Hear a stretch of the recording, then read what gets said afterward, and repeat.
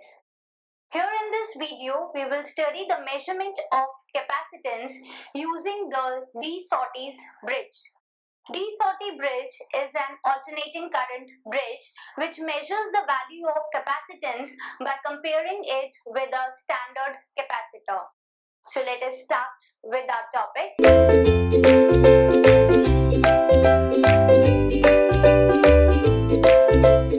So this Sortie bridge, it is the most suitable method which is used for comparing the capacitance of two capacitors. And as I have said that it is an alternating current bridge which measures the value of capacitance by comparing it with a standard capacitor. So this Sortie bridge, it is mainly used for the purpose of measurement of capacitance.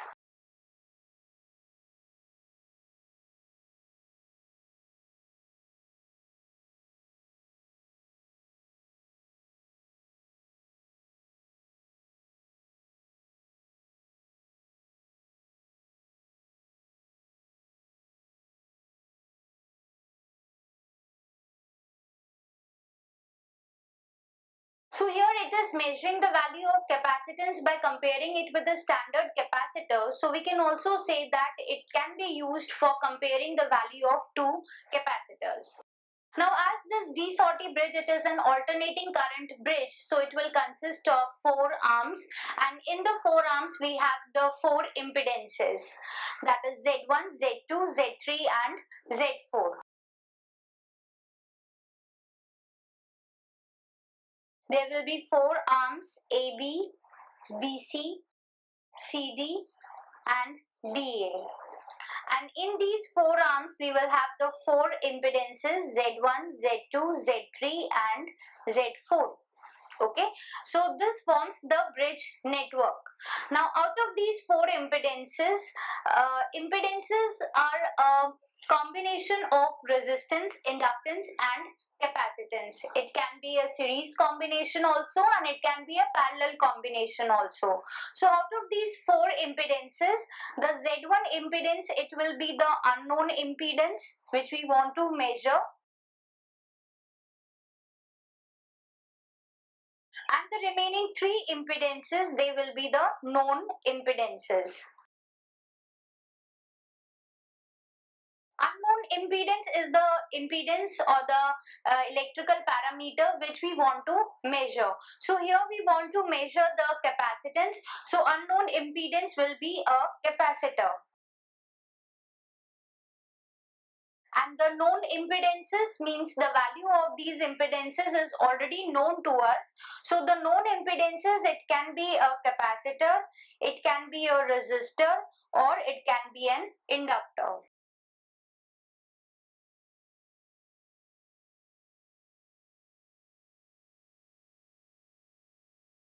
Or it can be a combination of these three, like it can be a series combination or it can be a parallel combination. Now other than these four arms, the bridge network, it will also consist of a detector and an alternating voltage source.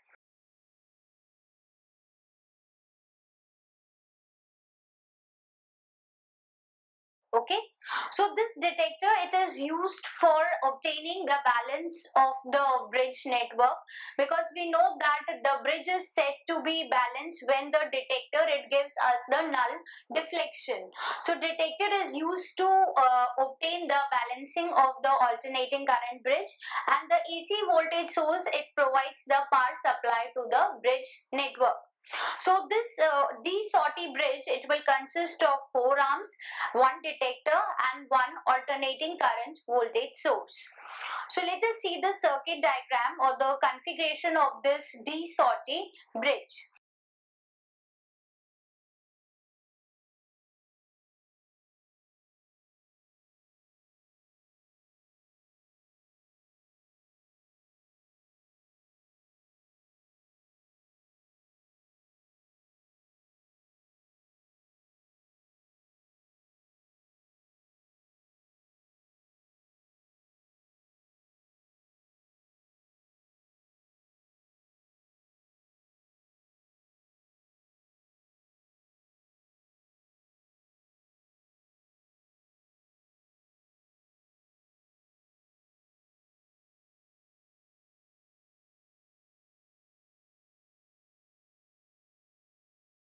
So this is the circuit diagram for the D-Sorti bridge.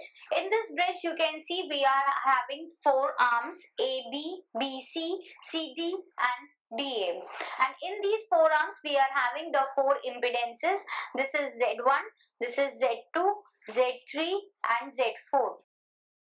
So as I said that these impedances, they can be a capacitor, resistor or an inductor. So here Z1, which is the unknown impedance, is the capacitor C1, and we want to find out the value of this capacitor or the capacitance of this capacitor.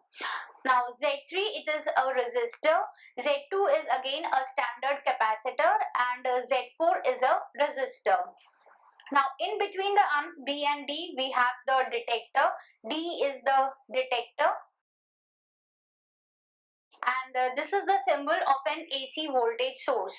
So AC voltage source is connected between the points A and C to provide the power supply to the bridge network. So let us see the description of this D-Sorti bridge. Arm AB, it is having the unknown capacitance C1.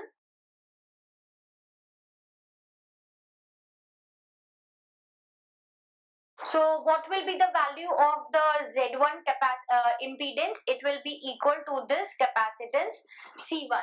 Okay. Next we are having the arm.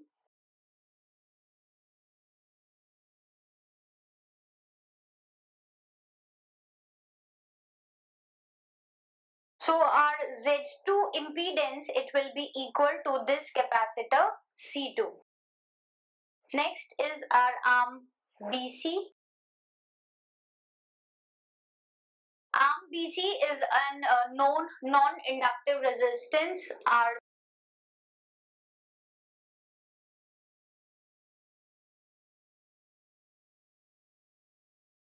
So the value of the impedance Z3, it will be equal to this resistance R3.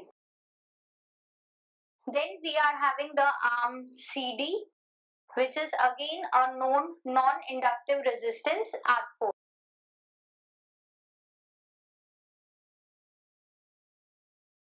So Z4 is equals to R4.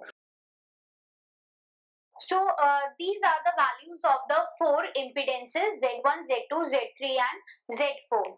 Now when we are representing the impedance, then if we are having a capacitor, then capacitor is represented as Xc, and Xc is equals to 1 upon j omega C. Okay, and when we are representing an inductor, it will be equal to j omega L. Okay, this is the capacitive reactance and this is the inductive reactance. So when we are having a resistance, capacitor and inductor in a circuit, then before a resistance we take the value of R. For the inductor we take the value j omega L, that is the inductive reactance, and for the value of capacitor we take 1 upon j omega C. Okay, so this is how the value of the impedances will be written. Now this alternating current bridge, it is said to be balanced when the detector, it gives us a null deflection. So when this detector is going to give us the null deflection, it means that the potential of point B and point D, they are at the same potential. There is no potential difference between them and no current is flowing through this detector. Then only the detector will give us the null deflection. Now when the points B and D, they are at the same potential, it means the voltage drop across the points AB and the points AD, they are same. That means voltage drop across AB is what? E1, and voltage drop across AD is what? E2. So E1 and E2 will be equal. Also, when we have studied the general balance equation for an alternating current bridge, so bridge is balanced when the detector is giving us the null deflection, and at the condition of balance we have the famous balance equation, which is Z1 Z4 is equals to Z2 Z3. This is the balance equation for an alternating current bridge. So here also D-Sorti bridge, it is an alternating current bridge. So Z1, Z4, their multiplication will be equal to the multiplication of Z2, Z3. So here we have already written the value of the four impedances. So we are going to use this balance equation to get the value of this unknown impedance, that is a capacitance. So we will use the same equation. Z1, Z4 equals to Z2, Z3. This is the equation when the bridge is balanced. So we can write that at balance, we are having this equation. Now putting the value of the four impedances here in this equation, Z1 is what? The capacitor. So whenever we write the value of capacitor, we will write it in the form of 1 upon j omega C1. Then we are having the Z4, which is a resistor. So resistance is written as it is, that is R4. Then Z2 is another standard capacitor, so it will be written as 1 upon j omega C2. And Z3 is what? Resistance, so it will be written as it is. Okay. Now here if we see j omega is present on both sides of the equation, so it will be cancelled out. Okay, so we will get the ratio of C1 upon C2 is equals to R4 upon R3. Or we can say the value of the unknown capacitance C1 is equals to C2 multiplied with R4 upon R3.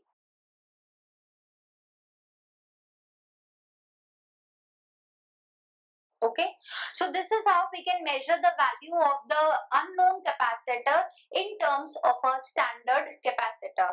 This is C1 is our unknown capacitance and C2 is our standard capacitor.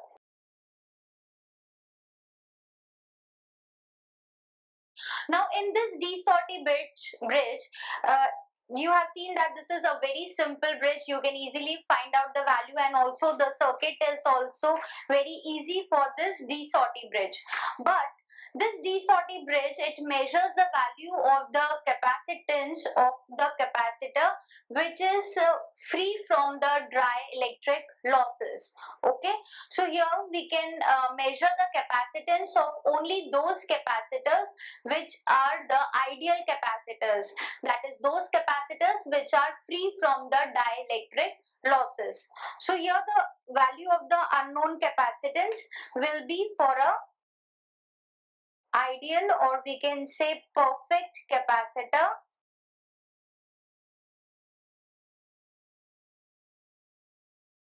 or we can say it is the limitation of this D-Sorti bridge that it measures the value of the capacitance for only those capacitors which are free from dielectric losses.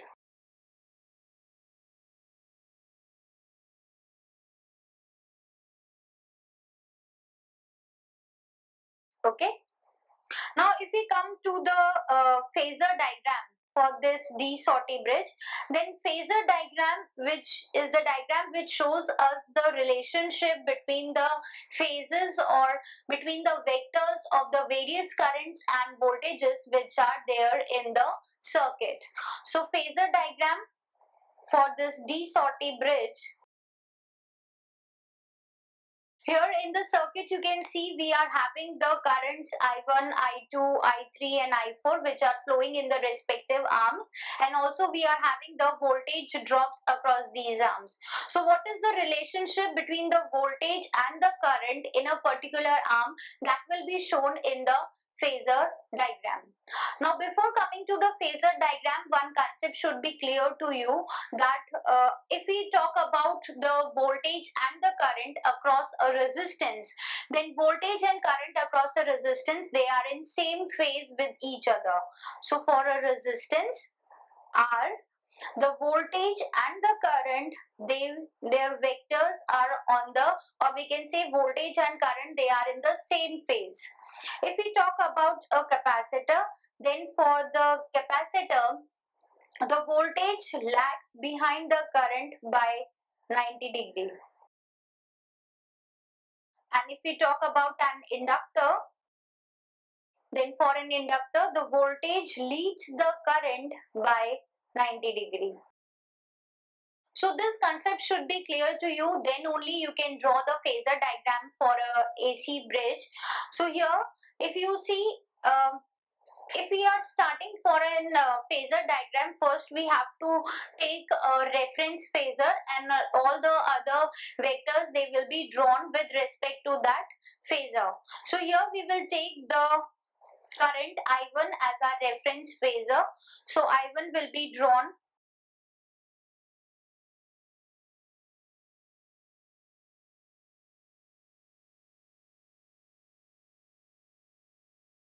here on this line. Okay. Now in the arm AB, we are having a capacitor C1. So for a capacitor, we know that voltage is going to lag behind the current. So current is E1, and if we talk about the voltage, so voltage will be what? I1 upon J omega C1. That will be the voltage drop. So this voltage will lag the current by 90 degree. So this is our current. Voltage will be here I1 upon J omega C1. Now next we are having the AD arm. Here we are having the current I2 and the capacitor is C2. So voltage drop will be I2 upon J omega C2. Now when this bridge is balanced, we are saying that the detector will give us the null deflection, means there is no potential drop, or we can say that B and D, they are at the same potential here, and no current is flowing through this detector. So this I1 current will be equal to I3 because no current is there in this arm. So I1 is equal to I3. Also this I2 will be equals to I4. And also we are saying that B and D, they are at the same potential. It means E1 and E2 will be equals. So E1 will be equal to E2 and E3 will be equals to E4. So we will use these equations in the phasor diagram. E1 we have already drawn here. I1 upon J omega C1 is E1. And this E1 will be equals to E2 when the bridge is balanced. So the value of E2 is what? I2 upon J omega C2. So this I1 upon J omega C1 will be equal to I2 upon J omega C2. Okay, and we can say that I1 and I2, they can be drawn on the same line. Okay, so this voltage, it is lagging the current by 90 degrees. Okay, next we will come to this E3 voltage drop. E3 voltage drop is across a resistance. So across a resistance, it will be equals to I3 R3. Okay, and here I3 is equal to I1, so we can write it as I1 R3. So across a resistor, the voltage and current, they are in the same phase. So voltage is what? I1 R3 and current is I1. So I1 we have already drawn here. So I1 R3 will be here on the same line. I1 R3, or we can say it is E3. And E3 is equals to E4. So it will be equals to I2 R4. Okay. So on the same line we have drawn this current and the voltage because this is across a resistance. Now this was E1, this is E3. So E1 plus E3 is equal to the total voltage drop, and E2 plus E4 is also equal to the total voltage drop, that is E, total EMF. So here if we extend these vectors, these phasors, then we will get the resultant phasor for the total EMF E, which is the sum of E1 plus E3, or we can say it is the sum of E2 plus E4. So this is the phasor diagram for the D-Sorti bridge.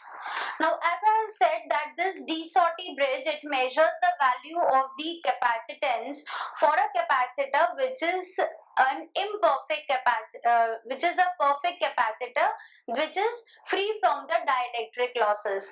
But this is not a practical case. This is an ideal situation. Okay, so if we want to measure the capacitance for the imperfect capacitors, that is those capacitors which are having dielectric losses in them, then this D-Sorti bridge, this circuit diagram, it will give us then inaccurate results. So the advantage of this bridge is that it is very simple and we can easily measure the capacitance for the ideal capacitors or perfect capacitor. But if we are using the same circuit for imperfect capacitor, it will give us the inaccurate results. So some modifications are done in this bridge, and that bridge is known as the modified D-Sorti bridge, which can measure the value of capacitance for the imperfect capacitors. So let us now study the modified D-Sorti bridge.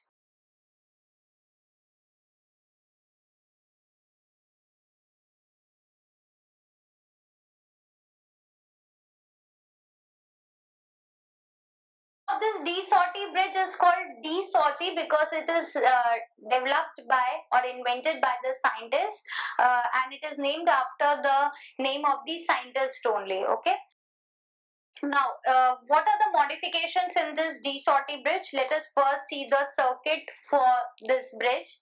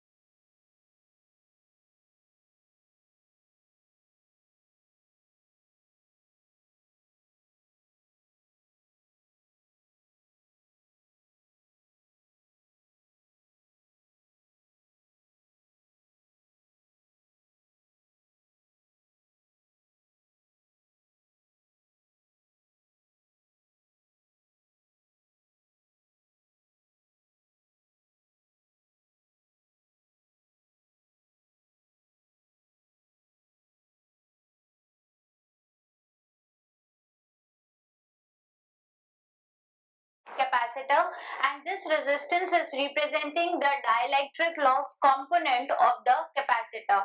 So here we can measure with this circuit diagram, we can measure the value of the capacitance for the imperfect capacitor which are having the dielectric losses in them, because in this circuit the dielectric loss component is also considered.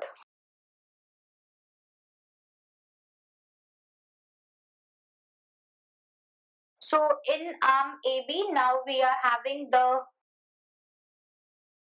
capacitor, the unknown capacitor C1 with its dielectric loss component and also a resistance connected in series with it.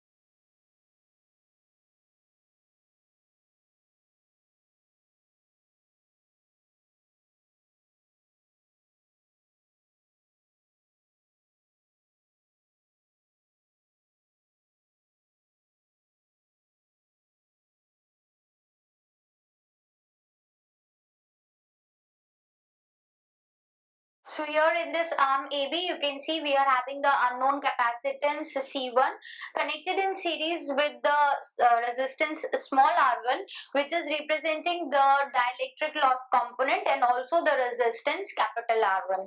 Similarly, in the arm AD, we are having the standard capacitor C2, which is connected in series with the resistance small r2, which is representing the dielectric loss in this capacitor, and also a resistance capital R2. So similarly in the arm AD,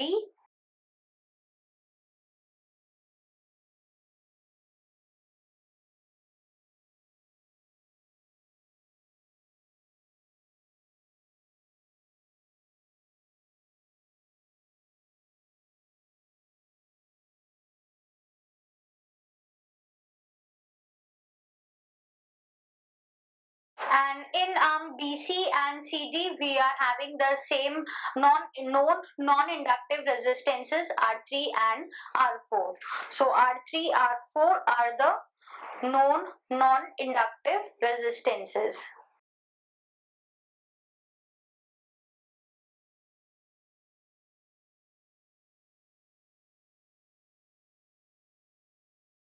Now, if we talk about the value of the impedances now, so the value of impedance will be Z1, Z2, Z3 and Z4. So Z1 is now changed because Z1 was earlier only the capacitor. Now it is having two resistances also connected in series with it. So now the value of Z1 will become, because resistances are in series, so it will be capital R1 plus small r1 plus 1 upon j omega C1. Similarly, our impedance Z2 will be R2 plus small r2 plus 1 upon j omega C2. And Z3, Z4, they are same, R3 and R4. So the balance equation we are having was Z1, Z4 is equals to Z2, Z3. We are going to put the value of the impedances in this balance equation so as to get the value of the unknown impedance. So R1 plus small r1 plus 1 upon j omega C1 multiplied with Z4, which is what? R4. Z2 is R2 plus small r2 plus 1 upon j omega C2 and R3. Now when we multiply R4 inside, it will be R1 plus small r1 multiplied with R4 plus R4 upon j omega C1. We can write it like this. Also here we can write it like this, R2 plus small r2 R3 plus R3 upon j omega C2.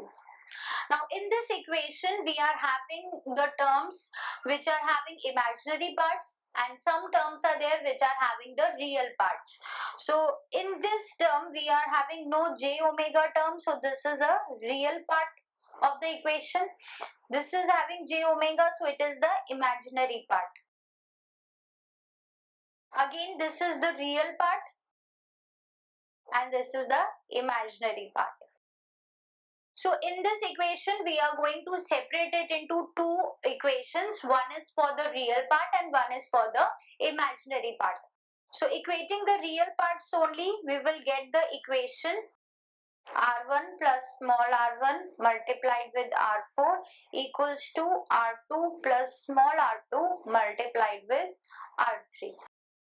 Solving this equation and get the value of the resistances, and if we equate the imaginary parts, from imaginary parts we are having the equation R4 upon j omega C1 is equals to R3 upon j omega C2. So j omega, they will be cancelled. We will get the ratio of C1 upon C2 as R4 upon R3.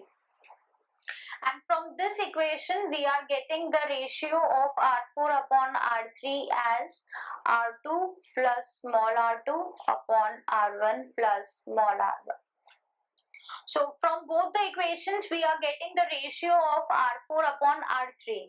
So our equation will become C1 upon C2 is equals to R4 upon R3, and this is also equal to this R2 plus small r2 upon R1 plus small r1. So through this we can measure the value of the unknown capacitance C1 by in terms of the value of the known impedances. Okay. Also we can compare the value of two capacitances also. Okay.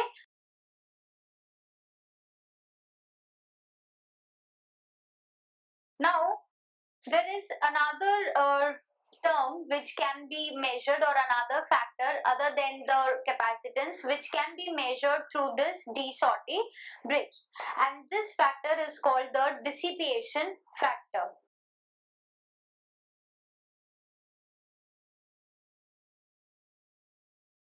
Dissipation factor is defined as the tangent of the loss angle.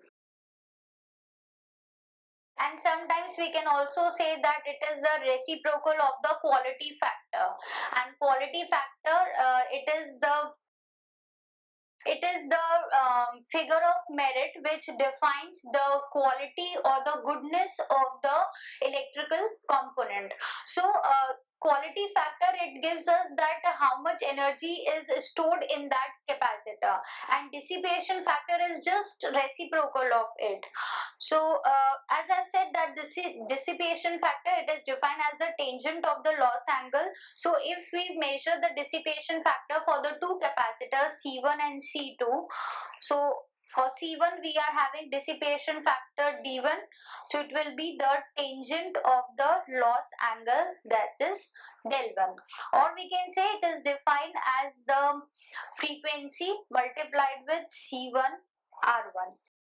Okay. Similarly, D2 is the dissipation factor for the capacitor C2, so it will be the tangent of del 2, or it will be omega C2 R2. Now from this equation, the equation for C1 and C2, we have got value of C1 upon C2 as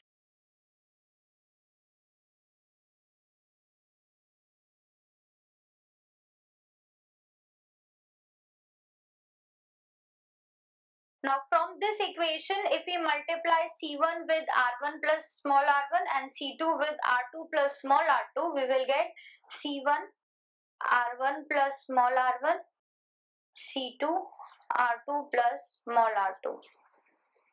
So if we write it, multiply this C1 inside the bracket and C2 inside the bracket, what we will get? C1 R1 plus C1 small r1 equals to C2 R2 plus C2 small r2.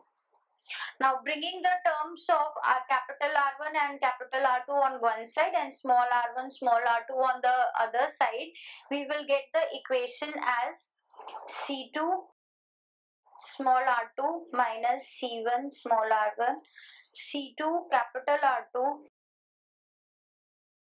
means bringing this C1 R1 on this side and C2 R2 on this side, so it will be C1 R1 minus C2 R2. Okay, this equation we have got. Now we want to find out the difference between the two dissipation factors. So it will be D2 minus D1, D2 minus D1. D2 value is omega C2 R2 and D1 value is omega C1 R1. Now C2 R2 minus C1 R1 we have already got. So if we multiply this whole equation by omega, we will get this term. So multiplying this with omega, we will get omega C2 R2 minus C1 R1 equals to omega C1 R1 minus C2 R2. So the value of this will be omega C1 R1 minus omega C2 R2. Okay. Now from this equation, if we take C2 as common, we are left with C1 R1 upon C2 minus R2. Now the value of this ratio C1 upon C2 we have already obtained. C1 upon C2, this ratio is also equal to R4 upon R3. So we can put this value here also. So omega C2 R4 upon R3 into R1 minus R2. So the value of this dissipation factor, or we can say the difference between the dissipation factors of the two capacitors, will be omega C2 R1 R4 upon R3 minus R2. This is the equation for the difference between the dissipation factors of the two capacitors. So using this D-Sorti bridge, we can not only measure or compare the value of the capacitances of two capacitor, we can also compare the dissipation factors for those capacitors. Now coming to the phasor diagram for this modified D-Sorti bridge.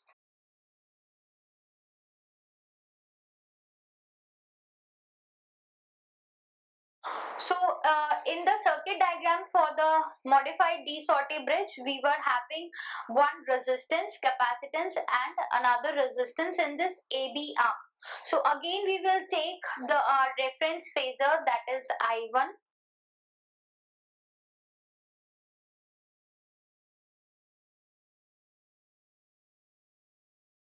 Now we are having the resistances here, that is capital R1 and small r1. So across capital R1 we will be having I1 R1, and across this we will be having I1 small r1. Okay, and across this capacitor we will have I1 upon j omega C1, and across this we will have I2 upon j omega C2, I2 R2, I2 small r2.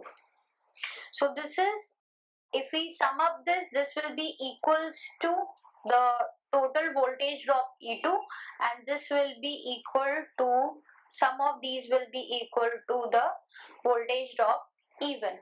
So here we have drawn this current. This is I1. Okay, so I1 R1 will be drawn on the same line. I2 R2 will also be drawn on the same line. Then we are having I1 small r1 and I2 small r2. Now for the capacitor, it will lag behind it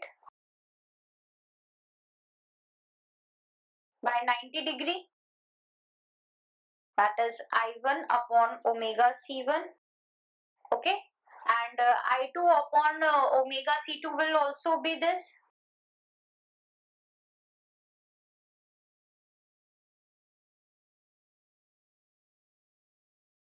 So if we, when we say that the bridge is balanced, it means the voltage drop E1 will be equals to E2. So here E1 is this and E2 is this. So their resistive parts will be equal and their capacitive parts will also be equal. So capacitive part we have drawn here and resistive part is drawn here.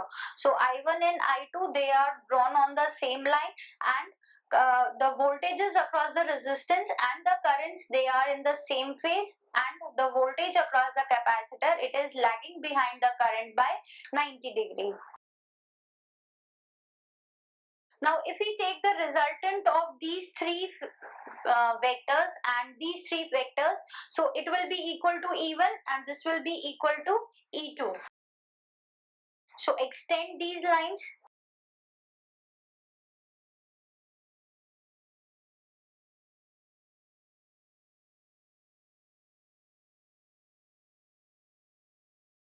If we extend them, we will get the resultant voltage,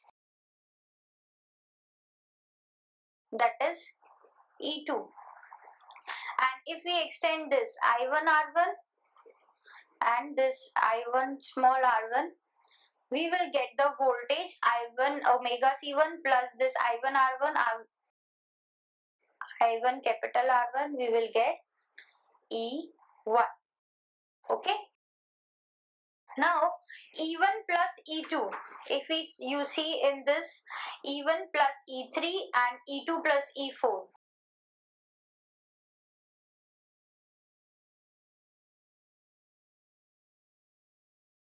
It is equal to the total voltage E. Now if we talk about this, I1 is also equal to I3. So voltage drop I3 R3 can be written as I1 R3. That is on this same line. Okay, and here we can write it as I2 R4. Okay, that is on the same line. So if we extend this,